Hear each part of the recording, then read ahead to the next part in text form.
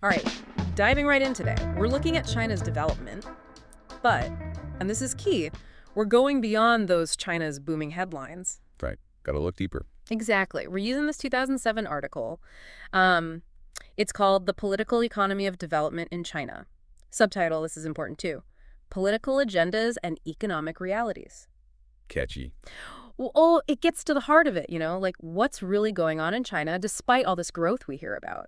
That's what this deep dive is all about. A lot of people just think China's rising, but is that the whole story? That's the question, right? Can China's economic success actually mean a better life for, well, all its citizens, not just a select few? Yeah, that's the key question we're unpacking here. And what's interesting is even back in 2007, things were shifting in China's political thinking. This article highlights how, under Hu Jintao and Wen Jiabao, the focus was starting to broaden. It wasn't just about pure economic growth anymore. So moving beyond just GDP numbers. Exactly. They were starting to consider a broader idea of development. What does it actually mean for people on the ground? It's not just about getting richer, it's about how that wealth is spread, right? Exactly. And it wasn't all just talk, right? Like, they actually started to try and address these broader concerns. Right, so it wasn't just lip service. In 2007, Premier Wen Jiabao actually called out some serious problems in his government work report. He was pretty frank about it. Wow, serious problems. That's pretty strong language. Yeah, it was a pretty significant moment. And, the problems themselves are interesting, but what's really important is what they tell us about the Chinese development model back then. What were the cracks starting to show? Okay, so let's get into the nitty-gritty. What were these so-called serious problems? Well, he highlighted things like environmental damage. Not surprising given how quickly China was industrializing, right? Yeah, you can't have growth without some impact, especially back then. Right. Then there was unequal access to things like healthcare and education, and of course, persistent income disparities, which, are a huge issue. So basic needs not being met for everyone, and the wealth gap growing wider. Exactly. And these weren't just minor hiccups. They were signs that the super fast growth was having some pretty serious side effects. Side effects the leadership couldn't ignore. Yeah, that makes sense. I mean, you can't just grow forever without making sure everyone benefits, right? Right. And that's where this shift in thinking comes in. It wasn't just about acknowledging these problems, but understanding that they could actually threaten social stability in China. Okay, so even though China might look really stable and controlled from the outside, there were worries things could fall apart if these issues weren't dealt with. Precisely.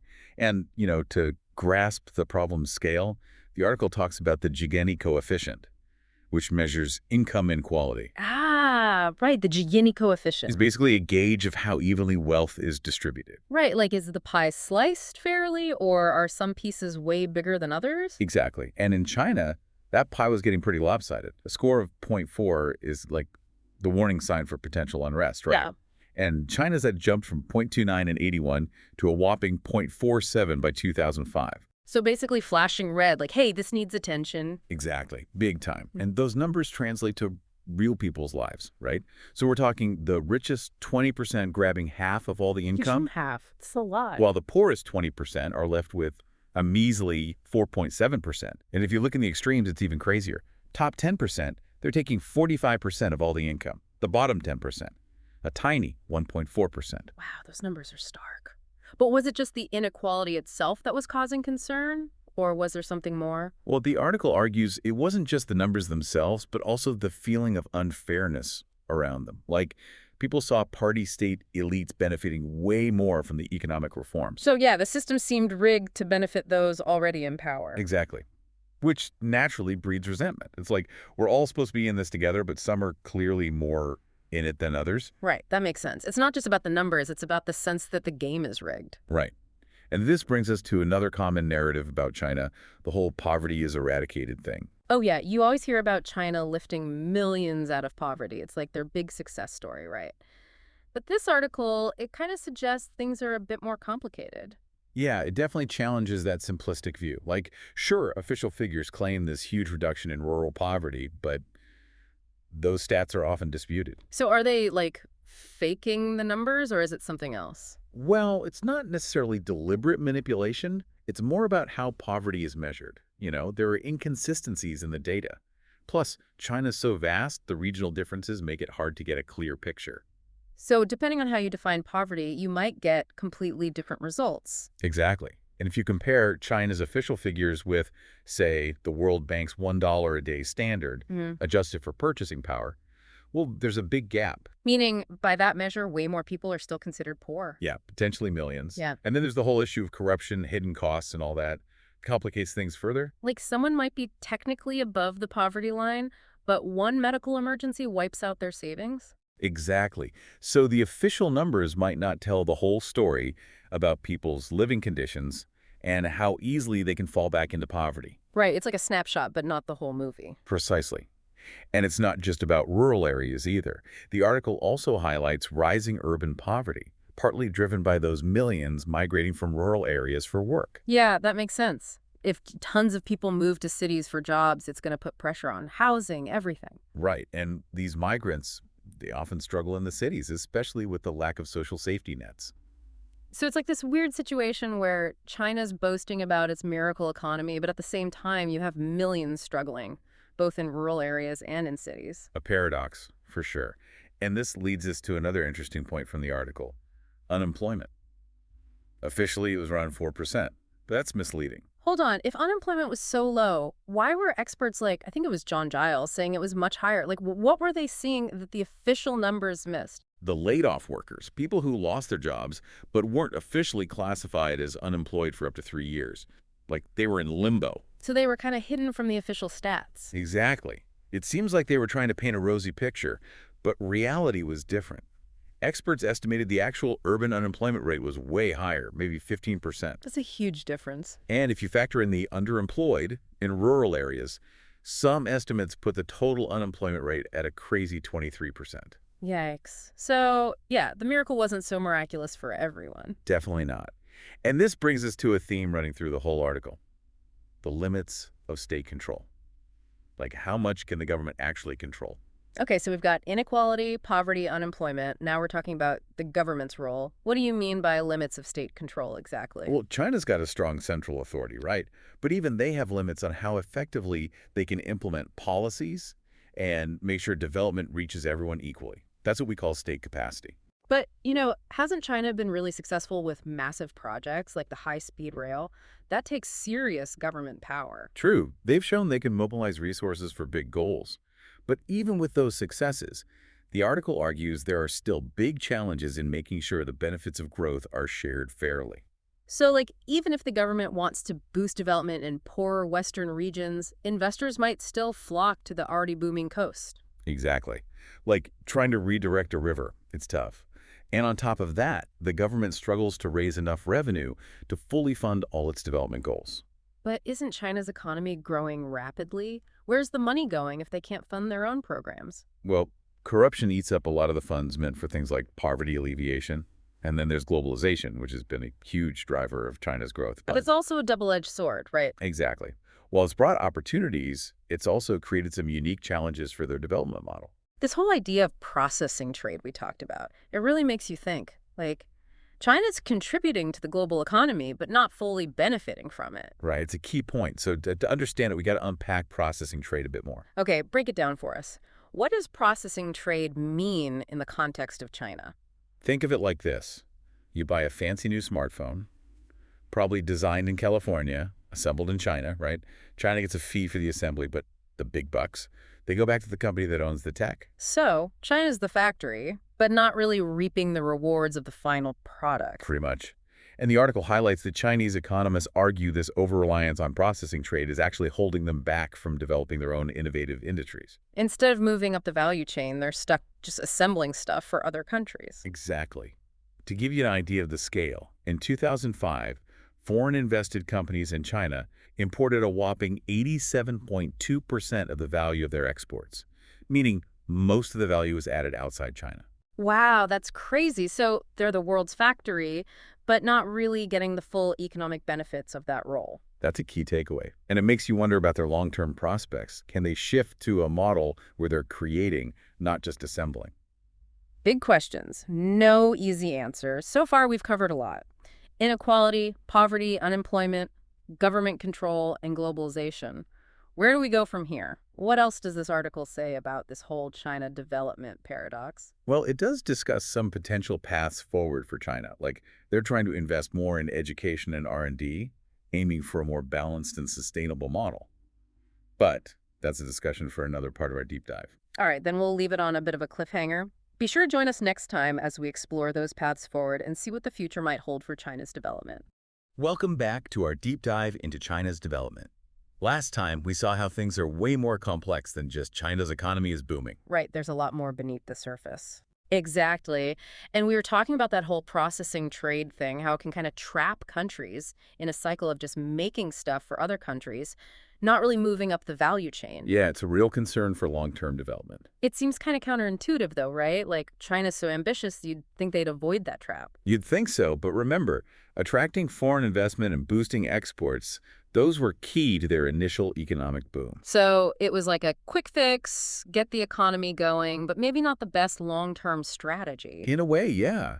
And this article, it points out how economists like Yu Young-ding argue that this reliance on processing trade has actually become a barrier A barrier to what? to achieving real economic independence. Like they're kind of stuck in this system where they're working for other countries, not really controlling their own destiny. Instead of building their own brands, their own tech. Exactly.